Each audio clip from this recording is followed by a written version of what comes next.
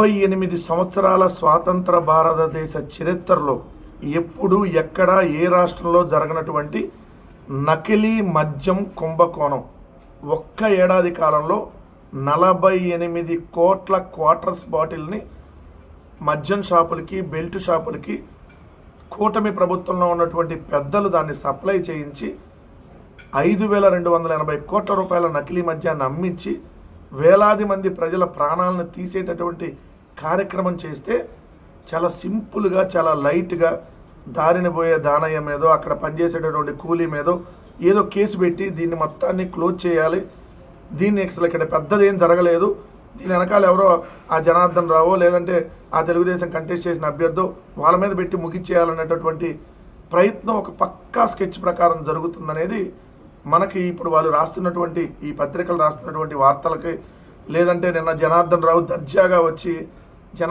దర్జాగా అసలు మామూలుగా రాలా, చాలా దర్జాగా వచ్చి పోలీసులకి లొంగిపోయినటువంటి పరిస్థితి ఇవన్నీ చూస్తున్నప్పుడు క్లియర్గా అర్థమవుతుంది.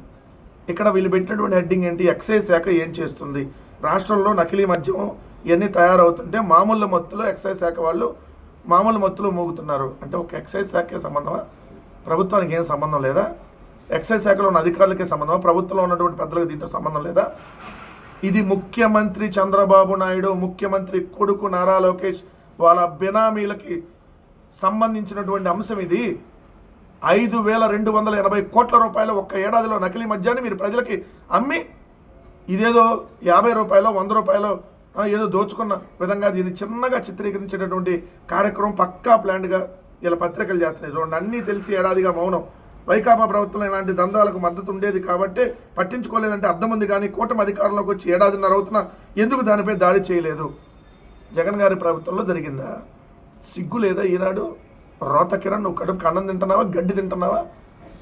జగన్ గారి హయాంలో ప్రభుత్వ మద్యం దుకాణాలు ట్రాన్స్పరెంట్గా నడిచి దానికి ఏదైతే క్యూఆర్ కోడ్ ఉండేదో ప్రతి బాటిల్కి అది స్కాన్ అయితేనే అమ్మడానికి ఉండేది, అది స్కాన్ కాకపోతే మళ్ళీ వెనక్కి పంపించాల్సినటువంటి పరిస్థితి ఉండేది.